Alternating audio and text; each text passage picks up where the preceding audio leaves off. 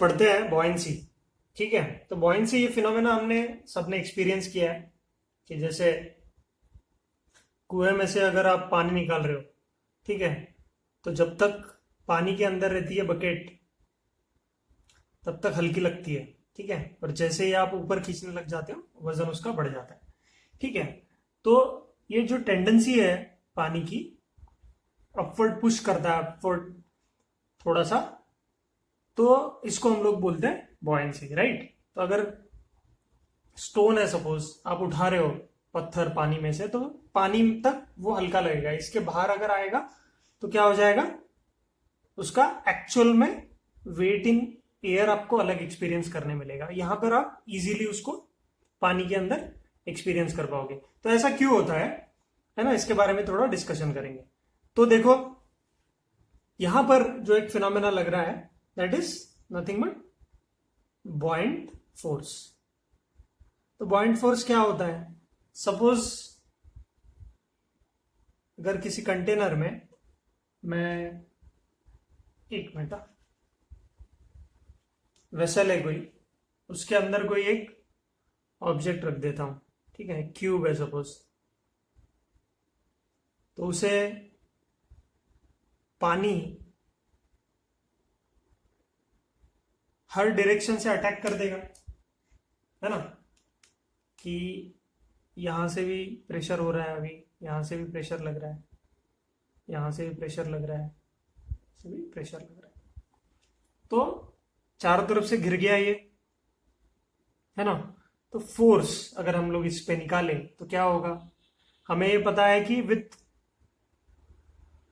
Increase in level या फिर depth जब इंक्रीज होगा वहां पर प्रेशर ज्यादा होगा। तो इस पॉइंट पे प्रेशर ज्यादा है as compare to this point. अगर मैं इसको एक क्यूब मानूं तो ये जो हॉरिजॉन्टल फोर्सेस यहां पर लग रहे हैं वो क्या हो जाएंगे, कैंसल आउट हो जाएंगे। तो यहां पर ऐसा कुछ सिनेरियो मिलेगा और हमें जो भी नेट फोर्स मिल रहा है यहां पर, net force will be difference of this two layers.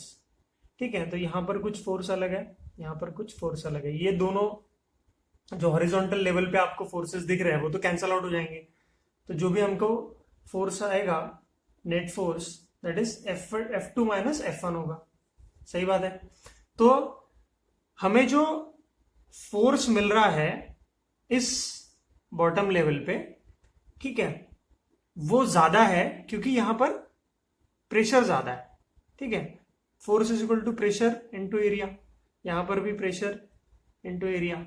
ठीक है, तो अगर एरिया ऑफ क्रॉस सेक्शन किसी भी क्यूब का, अगर मैं क्यूब लू, क्यूबॉइड ले लू या क्यूब ले लू, तो क्या हो जाएगा, ये सरफेस और ये वाला जो डाउन नीचे वाला सरफेस है, अपवर्ड सरफेस, और जो डाउनवर्ड सरफेस है वो, उसका एरिया तो सेम होगा। अब एरिया सेम है लेकिन प्रेशर ज्यादा है, उस वजह से फोर्स ज्यादा होगा। ठीक है, तो downward force is more than upward force, तो उसके वजह से इस फोर्स के डिफरेंस की वजह से जो हमें नेट फोर्स मिलता है उसे हम बॉइंट फोर्स कर बोलते हैं। देखते हैं उसकी एग्जैक्ट वैल्यू कैसे आती है, थोड़ा सा इसको और अच्छे से एलैबोरेट करके देखते हैं। ठीक है,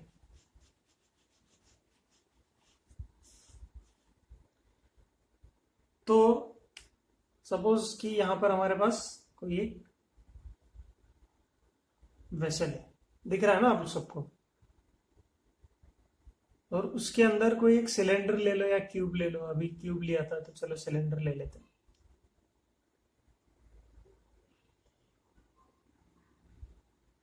ठीक, तो ये सिलेंड्रिकल सरफेस लिया जो कि पानी के अंदर सबमर्ज है या इमर्ज्ड है।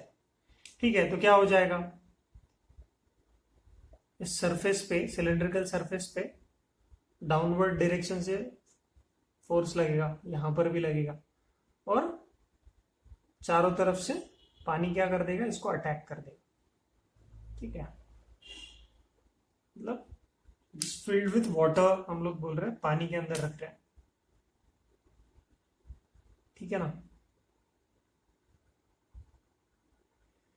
पानी के अंदर रख दिया तो क्या हो गया, प्रेशर सारे डायरेक्शन में एक्सर्ट हो जाएगा, लेकिन ये जो हॉरिजॉन्टल ये वाले जो फोर्सेस है ये एक दूसरे को क्या कर देंगे, नलीफाई कर देंगे, है ना, एक दूसरे को कैंसल आउट कर देंगे। ठीक है, तो अब बचा क्या, नीचे लगने वाला और ऊपर लगने वाला। सपोज यहां तक भरा हुआ है, ठीक है, तो यहां पर कुछ कंसिडरेशन कर लेते हैं हम लोग कि हाइट ऑफ सिलेंडर h है, height of cylinder is h, और यहां से इस लेवल तक का हाइट है h1, और यहां से अपवर्ड से लेके जो लोअर एंड है सिलेंडर का जो कि इमर्स है पानी में, उसका हाइट है h2, तो हमें प्रेशर भी मिल जाएगा। तो अगर मैं इसको एरिया, अब जब सिलेंड्रिकल सरफेस है मेरे पास, ये वाला एक सिलेंड्रिकल सरफेस, मतलब इसका एरिया और इसका एरिया, एरिया तो सेम है क्योंकि एक यूनिफॉर्म सिलेंडर लिया है हमने, तो एरिया तो दोनों का सेम है। ठीक है, इसका एरिया, चलो मैं दिखा देता हूं, इसका ए रिप्रेजेंट करता है एरिया। ठीक है, तो अब क्या करेंगे, जैसे ऊपर लगने वाला फोर्स F1 बोल देता हूं मैं इसको, F1 क्या हो जाएगा, P1 इंटू ए, क्योंकि एरिया तो सेम है दोनों का, और नीचे लगने वाला फोर्स क्या हो जाएगा, F2, तो क्या हो जाएगा P2 इंटू ए। ठीक, तो यहां पर प्रेशर की वैल्यू क्या हो जाएगी, नीचे डाउनवर्ड्स प्रेशर, यहां पर इस जगह पे लगने वाला प्रेशर, देखो एट अ सेम लेवल या एट अ पर्टिकुलर लेवल आपको जो प्रेशर मिल रहा है वो क्या हो जाएगा, H1 रो जी, क्योंकि डेंसिटी ऑफ वाटर अगर रो लिया हमने, ठीक है, और gravity acceleration due to gravity, तो यहाँ पे P2 का वैल्यू कितना हो जाएगा, H2 row G into A. ठीक है, तो ये सब करने के बाद हमें फोर्स की वैल्यूज मिल रही है। अब आपको पता ही है कि बॉइंट फोर्स अगर मुझे निकालना है यहाँ पे, तो ये अपवर्ड डायरेक्शन में जो लगने वाला फोर्स है, जो कि बॉयंसी बोल रहे हैं हम लोग जिसको, ये क्या होगा, नथिंग बट नेट फोर्स, है ना। तो नेट फोर्स कितना होगा इन दोनों के बीच में, अगर मैं F नेट निकालता हूं, that is F2 minus F1, कितना हो जाएगा, ये हो जाएगा H2 row G into A minus H1 row G into A. ठीक है, तो यहां पर लिखता हूं मैं कि दिख रहा है सबको, रो जी ए कॉमन हो गया, H2 माइनस H1, तो अगर मैं H2 माइनस H1 करूं तो मेरे लिए हाइट ऑफ सिलेंडर ही मिल जाएगा H, तो मैं यहां पर लिखता हूं H2 minus H1 is nothing but H, तो यहां पर आ गया H rho G into A. ठीक है, तो ये हो जाएगा F नेट। ठीक है, तो F नेट क्या है हमारा, बॉइंट फोर्स, और ये जो सिनेरियो है, कैलकुलेशन है, हमें जिस इंसान ने दिया, उस इंसान का नाम, मतलब इसका जो कैलकुलेशन है, बॉयंसी लग रहा है, हमको सबको पता था, लेकिन जो इसका प्रैक्टिकल किया था इन्होंने, आर्किमिडीज ने। तो आर्किमिडीज ने जो ये हमें प्रैक्टिकली समझाया, इसको हम लोग आर्किमिडीज प्रिंसिपल से जानते हैं। तो आर्किमिडीज की बहुत ही इंटरेस्टिंग स्टोरी है, इसको हम लोग आर्किमिडीज का यूरेका मोमेंट बोलते हैं, जहां पर वो एक ग्रीस के किसी एक गांव में नहाते समय उनको पता चल गया था, तो रियलाइज हुआ था। So realisation, the moment of realisation को हम लोग यूरेका मोमेंट बोलते हैं, है ना। हम लोग बोलते हैं लेमैन्स लैंग्वेज में कभी कभी कि यूरेका मोमेंट, मत जिस दिन मेरा यूरेका मोमेंट आ जाएगा उस दिन लाइफ बदल जाएगी, ऐसे सब। तो इसने, ये आर्किमिडीज ने ये हमें बताया था। तो उसका जो स्टोरी है, मैं एक बढ़िया वीडियो है, मैं उसमें डाल दूंगा डिस्क्रिप्शन में, आप देख लेना जरूर।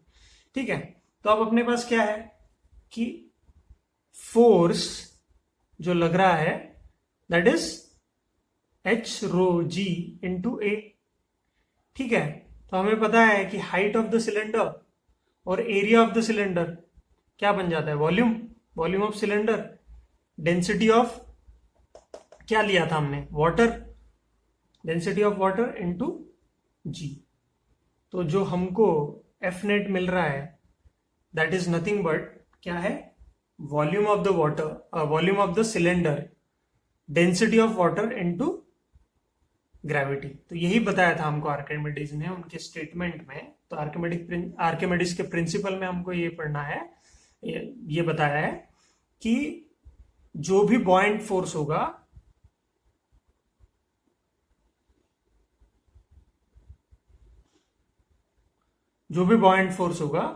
वो किस पे डिपेंड करेगा, volume of the body into density of the liquid जिसमें वो इमर्स है, पार्शियली हो या फुल्ली इमर्स है, into acceleration due to gravity at that particular place. ठीक है, तो इसको हम कंक्लूड कर सकते हैं। जैसे चलो मैं थोड़ा मिटा देता हूं इसको।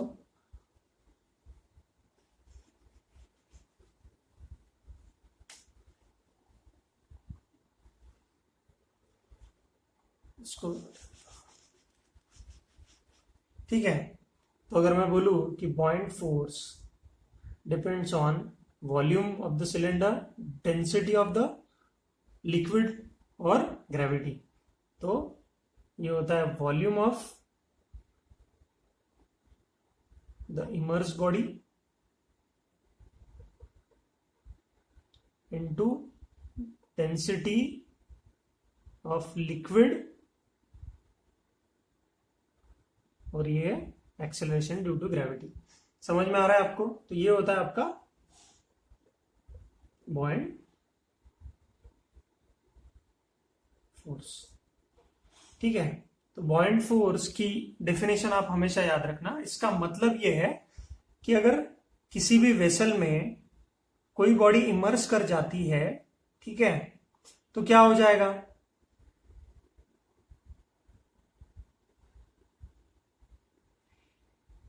इस बॉडी ने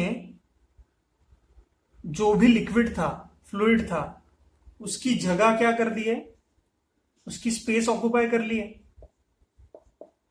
सही बात है ना?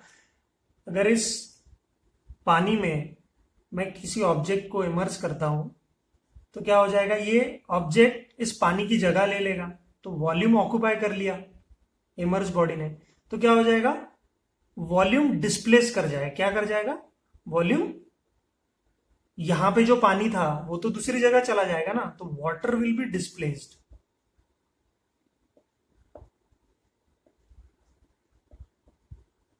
वाटर डिस्प्लेस्ड हो जाएगा। डिस्प्लेस मतलब दूसरा, कहीं दूसरी जगह चला गया। ठीक है, तो इसको हम और वेट लॉस के कंसेप्ट से भी कर सकते हैं। ठीक है, तो बहुत ही अच्छे क्वेश्चंस बनते हैं इस पे, तो प्लीज इसको ध्यान रखो। आइए आगे बढ़ते हैं। यहां पर दिया हुआ है स्टेटमेंट ऑफ आर्किमिडीज प्रिंसिपल, जहां बोला गया है कि when a body is immerse partially और completely in a fluid, it experiences and upthrust या buoyant force which is equal to weight of the fluid displaced by the body। fluid displaced मतलब देखो यहां पर एक स्प्रिंग बैलेंस है और उसको एक वेट हमने अटैच किया है, तो ऑब्वियसली क्या होगा, यहां पर हमें टेंशन एक्सपीरियंस करने मिलेगा, यहां पे हमें वेट समझेगा। तो इस वेट को मैं इन एयर W1 लिखता हूं। ठीक है, तो weight of object in air W1 मैंने मेंशन किया है यहां पे। अब ये पानी में इमर्स नहीं है, और ये है W2 wait of the empty container. Container एक कटोरी टाइप है छोटा सा, जो कि एक आपने किया होगा पहले ये एक्सपेरिमेंट। यहां पर इसका वेट मेजर करेंगे, तो जब ये एयर में है तब उसका वेट मेजर किया मैंने स्प्रिंग बैलेंस में, और जब ये एम्प्टी कंटेनर स्प्रिंग बैलेंस के साथ अटैच्ड है तब उसका वेट है W2। तो क्या होगा, जैसे ही इस वेसल में जो पानी है इसके अंदर ये डुबा देंगे, ठीक है, नेक्स्ट इसमें, तो क्या होगा, यहां पर जो पानी है उसकी जो स्पेस कौन ऑक्युपाई कर लेगा, ये वाला ब्लॉक है ना, ये बॉडी स्पेस ऑक्युपाई कर लेगी वाटर की। तो क्या हो जाएगा, वाटर डिस्प्लेस्ड हो जाएगा। तो वाटर डिस्प्लेस्ड होके इस कटोरे में जाके गिर गया, तो क्या हो जाएगा, यहां पर अब जो पहले वेट था एयर में और पानी के अंदर जो वेट है, अब ये पानी के अंदर रिड्यूस्ड वेट होगा क्योंकि यहां पर बॉइंट फोर्स लग रहा है, तो इसको मैं बोलता हूं W3, वेट 3 लग रहा है यहां पे, ठीक है। और अब कटोरी में जब, इस कंटेनर में जब वाटर जमा हो जाएगा, इसका वेट ऑब्वियसली बढ़ जाएगा, तो इसको मैं W4 बोल रहा हूं। तो यहां पर क्या मिल रहा है हमको कि weight in the air, weight in air, यहां पे वेट इनसाइड वाटर, ये हम देखेंगे। अगर इसका डिफरेंस मैं लूं तो मुझे क्या मिलेगा, वेट लॉस मिलेगा। वेट लॉस मतलब क्या होता है, बॉइंट फोर्स। तो यहां पर मुझे मिल रहा है, अगर आपको दिखे यहां पे, यहां लिखता हूं W1 माइनस W3, ठीक है। ये क्या हो जाएगा, वेट लॉस, वही हमारा क्या बन जाता है,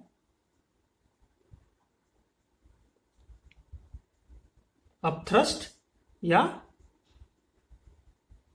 बॉइंट फोर्स, ठीक है। ये हमारा बन जाता है बॉइंट फोर्स। अब हमको बोला है कि wait of the fluid displace by the body, wait of the fluid, जो फ्लूइड डिस्प्लेस हो गया है उसका वेट निकालो। उसका वेट कैसे निकलेगा, पहले जो खाली कटोरी का वजन था और अब ये भर गई हो कटोरी, उसका वजन, कंटेनर का वजन। तो मैं लिखता हूं यहां पे W4 माइनस W2, ठीक है। तो W4 माइनस W2 और W1 माइनस W3 का, दोनों का जो वैल्यू है वो हमेशा सेम आएगा। तो इसी से हम प्रैक्टिकली प्रूव कर सकते हैं कि आर्किमिडीज प्रिंसिपल, अगर कोई बॉडी पार्शियली या कंप्लीटली फ्लूइड के अंदर इमर्स्ड है और वो अपथ्रस्ट अगर एक्सपीरियंस कर रही है, तो weight of the displaced liquid is equal to buoyant force. वही होता है बॉइंट फोर्स। जो पानी चला गया, जो पानी डिस्प्लेस्ड हो गया, उस पानी को पकड़ के उस पानी का वजन करना है आपको बस, और उस पानी का जो वेट होगा, उस पानी का वेट मतलब ही हमारा क्या हो जाता है, बॉइंट फोर्स हो जाता है। तो यहां पे हम लोग सीधा सीधा लिख सकते हैं W1 minus W3 is equal to W4 minus W2, ठीक है। तो ये वेट लॉस है, ये भी वेट लॉस है, मतलब ये वेट गेन, मतलब W4 माइनस W2 क्या दिखाएगा यहाँ पे, ये दो रीडिंग्स में हमें ये पता चल रहा है कि कितना पानी डिस्प्लेस्ड हुआ और उसका वेट कितना है, और इसका डिफरेंस हमें बताएगा कि कितना अपथ्रस्ट लग रहा है। तो वो दोनों की वैल्यू हमेशा सेम आती है। होप आपको समझ में आया होगा। प्लीज इसको ध्यान में रखिए, बहुत इंपॉर्टेंट है।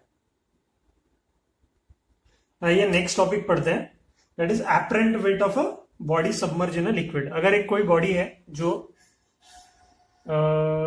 लिक्विड में सबमर्ज करनी है हमें, देखो यहां पर एयर में जब है तो उसका फ्री बॉडी डायग्राम निकालेंगे तो क्या आ जाएगा, नीचे आएगा mg, wait of the body, और जो टेंशन होगा वही रीडिंग होगी स्प्रिंग बैलेंस में, ठीक है। ऐसा कुछ दिखेगा यहाँ पे। और जब पानी में इमर्स करेंगे तो वाटर का डेंसिटी सपोज रो ले लेता हूं, और ये जो मटेरियल होगा इसका भी कुछ ना कुछ डेंसिटी होगा, डेंसिटी ऑफ द बॉडी, चलो बी से डिनोट कर दो, रो बी, ठीक है, उसका कुछ डेंसिटी होगा। तो पानी के अंदर इमर्स होने के बाद ऑब्वियसली इस पे बॉइंट फोर्स लगेगा, बॉइंट फोर्स लगेगा तो ये हो जाएगा mg इन डाउनवर्ड डायरेक्शन, और यहां पर टेंशन के साथ साथ अब जब इसका वेट कम दिखाएगा क्योंकि यहां पर बॉइंट फोर्स एक्सर्ट कर रहा है, यहां बॉइंट फोर्स भी होगा और ये टेंशन भी होगा T, ठीक है। तो हमें कुछ ऐसा उसका, हम फ्री बॉडी डायग्राम निकालेंगे तो ऐसे फोर्सेस अब उस पर एक्सर्ट कर रहे होंगे, ठीक है। तो अब हमें यहाँ पर बॉइंट फोर्स तो पता है कितना होता है क्योंकि बॉडी टोटली इमर्स है। तो अगर मैं बॉइंट फोर्स की बात करूं तो बॉइंट फोर्स क्या होता है, total volume of the body into density of the liquid, जो कि रो दिया हुआ है, इनटू ग्रेविटी, मतलब volume of the submerge body into density of the liquid into gravity, ये हो गया हमारा बॉइंट फोर्स। अब इसको अगर हम लोग इक्विलिब्रियम कंडीशन माने, है ना सर, एक मिनट, अगर हम इसको इक्विलिब्रियम कंडीशन में देखें तो क्या हो जाएगा कि tension into buoyant force is equal to mass into gravity, मतलब वेट ऑफ द बॉडी लग रहा है। ठीक है, तो टेंशन, अब इसमें जो भी टेंशन रिड्यूस हुआ है वही क्या हो जाएगा, एक्चुअल में जो वेट था, ठीक है, वो वेट लॉस हो जाएगा। मतलब बॉइंट फोर्स और ये एक्चुअल फोर्स था टेंशन, बॉइंट फोर्स माइनस करेंगे इसमें से, मतलब है ना, तो हमें apparent weight of the body मिलेगा। ठीक है, तो tension T is equal to M G minus buoyant force, तो क्या आ जाएगा, M G minus buoyant force is V rho G. ठीक है, तो यहां पर क्या कर सकते हैं हम, है ना, कि वॉल्यूम ऑफ द बॉडी दिया हुआ है, इसको हम रिप्लेस कर सकते हैं। वॉल्यूम ऑफ द बॉडी क्या है, density is equal to mass of the body upon, चलो स्मॉल एम है, mass of the body upon volume, तो volume is equal to mass by density, simple. तो बेसिक बेसिक चीजें पढ़ रहे हैं। डेंसिटी ऑफ द बॉडी हो जाएगा B, density of the body, density into G. ठीक है, तो अब T is equal to M G common ले लेंगे, 1 minus density of water upon density of body. ठीक है, तो ये एक रिलेशनशिप मिल रहा है हमको इनके बीच में। ठीक है, दिख रहा है क्या, कुछ ज्यादा लाइट की वजह से नहीं दिख रहा होगा, तो साइड में लिखता हूं यहाँ पे ऊपर कि tension is nothing but m g 1 minus density of water upon density of body. ठीक है, ये हो जाएगा। तो अब यहां से जी हम अगर निकाल देंगे तो हमको केजी में आंसर आएगा। तो जो भी रीडिंग होगी आपके स्प्रिंग बैलेंस में, अगर वो केजी में है तो बस एक्सेलरेशन ड्यू टू ग्रेविटी निकाल दो, तो आपको जो वैल्यू आएगी वही आपका एपरेंट क्या हो जाए, जो एपरेंट वेट बोला है उसको तो डायरेक्ट टेंशन की वैल्यू लिख सकते हो। So this is the value of apparent wait. ठीक है, तो हमें एक क्वेश्चन दिया हुआ है, सिचुएशन दी हुई है कि बॉइंट force on a body at the interface of two liquids. तो दो अलग अलग लिक्विड्स हैं जिसका डेंसिटी D2 ρ2 एंड डेंसिटी ρ1। ठीक है, तो ऑब्वियसली जो ज्यादा डेंसर होगा वो नीचे होगा, लेस डेंसर ऊपर होगा। और ऐसी कुछ सिचुएशन है कि ये हमारा जो सिलेंडर है वो कुछ पोर्शन ऊपर है, ऊपर वाले ρ1 में, और कुछ पोर्शन है ना ρ2 में है। तो इसको मैं H1 से डिनोट कर दिया है मैंने, और इसको H2 से, जो पोर्शन है ना, जो पार्ट सिलेंडर का नीचे साइड में है। ठीक है, एंड ये जो वेसल है ये ओपन है, इसीलिए यहाँ पर एटमॉस्फेरिक प्रेशर P0 लगा हुआ है, और इसका एरिया दिया हुआ है दोनों का, यूनिफॉर्म सिलेंडर है हमारा, तो एरिया दोनों जो साइड का है वो हो जाएगा A। ठीक है, अब हमें ये पता है कि बॉइंट फोर्स क्या होता है कि प्रेशर जो डाउनवर्ड सरफेस पे लगेगा, है ना, वो ज्यादा होगा as compare to upward surface, और उसका डिफरेंस ही हमको लेना पड़ेगा, तब हमको पता चल जाएगा। तो यहां पर क्या हो रहा है कि लेट्स सपोज कि मैं इस जगह का प्रेशर निकालते हैं, है ना, इस लेवल पे यहां प्रेशर होगा, सपोज इस पॉइंट को मैं बोलता हूं पॉइंट बी, यहां पर पॉइंट ले लेते हैं हम, उनको बोलते हैं पॉइंट ए। ठीक है, तो पॉइंट ए पे और पॉइंट बी पे हम दो जगह पर प्रेशर निकालेंगे, यहां पर एक प्रेशर निकालेंगे पी ए पे। ठीक है, तो पी बी पे ज्यादा प्रेशर होगा एज कंपेयर टू, तो हमें जो डिफरेंस मिलेगा उससे ही हमारा आंसर आ जाएगा। लेकिन यहां पर एक गलती करने की गुंजाइश ये रहती है कि लेवल ऑफ फ्लूइड ऊपर तक है, तो ये वाला जो पोर्शन है, इस पोर्शन की लेंथ को हम गलती से छोड़ सकते हैं। ठीक है, क्योंकि हाइट हमको H1 यहां तक दी गई है, तो ये लेंथ को मैं L ले लेता हूं। ठीक है, सेफर साइड।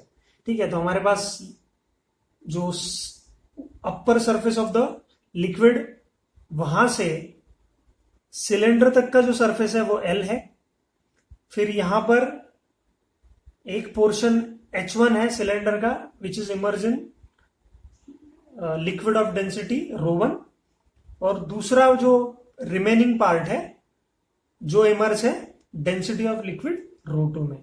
ठीक है, तो यहां पर प्रेशर एट फोर्स ले लेते हैं सीधा सीधा, फोर्स एट ए, इस पोर्शन पे कितना फोर्स होगा, ठीक है। तो कितना होगा, यहाँ पे लगने वाला जो फोर्स होगा, प्रेशर तो ऐसा लगेगा यहाँ पे ऊपर से नीचे, तो प्रेशर की वैल्यू क्या आ जाएगी, ठीक है, प्रेशर पी ए होगा, है ना, इनटू एरिया, ये एरिया का ए है अलग से, तो प्रेशर कितना होगा, एल, एल रो, रो कौन सा, रो 1 इंटू जी, ठीक है, लेंथ, डेंसिटी ये वाला जो लिक्विड में है रो 1 में इंटू जी इंटू ए, तो ये हो जाएगा फोर्स एट ए। समझ में आया क्या आपको, plus atmospheric pressure, plus atmospheric pressure P not, क्योंकि ओपन है, ढक्कन नहीं लगा हुआ है, ठीक है। तो ये पहला सिचुएशन हो गया। फिर दूसरे केस में क्या होगा, फोर्स निकालना है हमको, दूसरा पेन यूज करना, फोर्स एट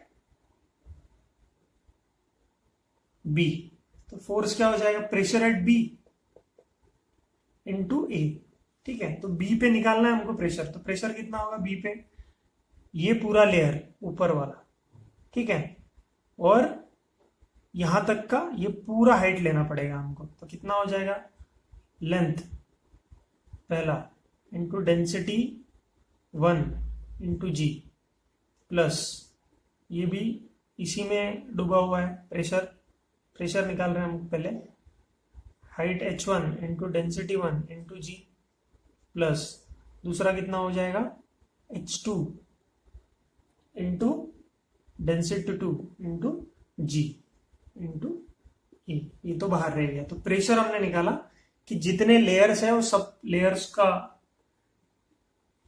प्रेशर निकाल लो, है ना, यहां से यहां तक L है, यहां तक H1 है, यहां तक H2 है, यहां पर हम लोग L प्लस H1 को साथ में भी लिख सकते थे क्योंकि डेंसिटी सेम है उस केस में, तो ऐसा कुछ दिखेगा हमको। तो हमारे पास दोनों फोर्स एट ए और फोर्स एट बी दोनों आ गए, ठीक है। तो हमें पता है बॉइंट फोर्स मतलब क्या, फोर्स एट बी, तो बॉइंट फोर्स मतलब नेट फोर्स लिख देता हूं मैं यहाँ पे, बॉइंट फोर्स क्या हो जाएगा, force at B minus force at A, तो बस डिफरेंस लेना है इसका, डिफरेंस लेंगे तो हमको पता है कि क्या आएगा, ठीक है। तो यहाँ पर मैं इसको थोड़ा सा मिक्स कर लेता हूँ, यहाँ पे एटमॉस्फेरिक प्रेशर भी आएगा, इसको छोड़ना मत क्योंकि कैंसिल होने वाला है वो। तो देखते हैं, ये आ जाएगा L रो 1G प्लस H1 रो 1G प्लस H2 रो 2G, सबके साथ ए मल्टीप्लाई कर देता हूँ, ए इंटू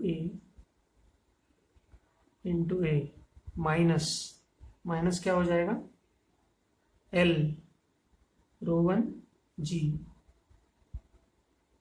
यहाँ पे plus atmospheric pressure, plus atmospheric pressure, तो ये माइनस हो जाएगा सेकेंड टाइम, यहाँ पे डिफरेंस लेना है तो माइनस कर देंगे, ठीक है।